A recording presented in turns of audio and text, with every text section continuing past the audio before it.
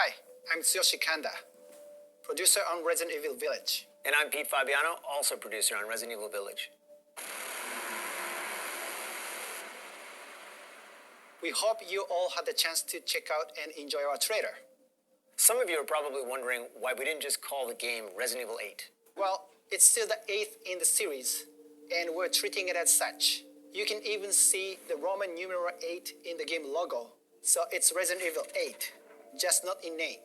Yeah, I like the play on the design and the simplicity in the name. But we'll touch more on that a little later. For now, why don't we just jump in and let viewers know a little bit more about the game itself?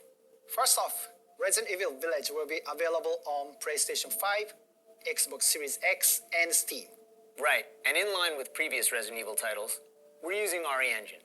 That engine brought Resident Evil 7 Biohazard, Resident Evil 2, Devil May Cry 5, and most recently, Resident Evil 3 to life. We were able to take all that we learned from those titles, along with our internal development efforts, and optimize the latest version of the engine for the next generation of consoles. With the combined power of Next Gen and RE Engine, we can take our developers' vision to new heights. Once again, we're planning a fresh take on survival horror, this time upping the ante on action a bit. Realistic graphics and immersive audio, coupled with no load times, will really draw you into the world we've created for Resident Evil Village. Speaking of which, the game takes place a few years after the events of Resident Evil 7 Biohazard. Right, and it follows the story of protagonist Ethan Winters. Ethan's gone back to living an ordinary life, but of course, it wouldn't be a proper story without a new challenge to overcome. Chris Redfield, a decorated hero fighting against bioterrorism, makes his return, but not in the way you'd think. He's the reason Ethan's life gets turned upside down. Let's take a look at some key art. You can see Chris looking dark and far more brooding than in earlier Resident Evil appearances.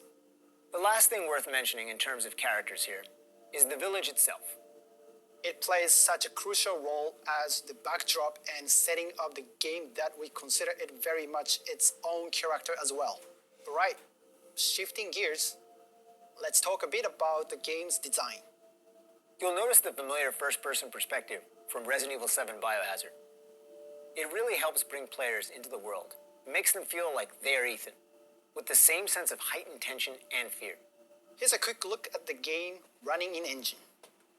The team is working really hard to create a great experience.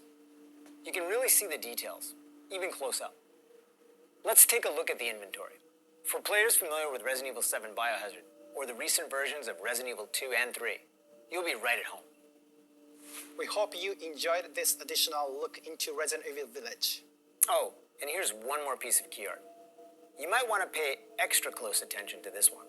There's a lot that's being shown in it. So much so that we debated whether or not to actually put it in the announced trailer. Take a look and let your imagination run wild. We are aiming to have more to show you towards the end of summer. So, until next time.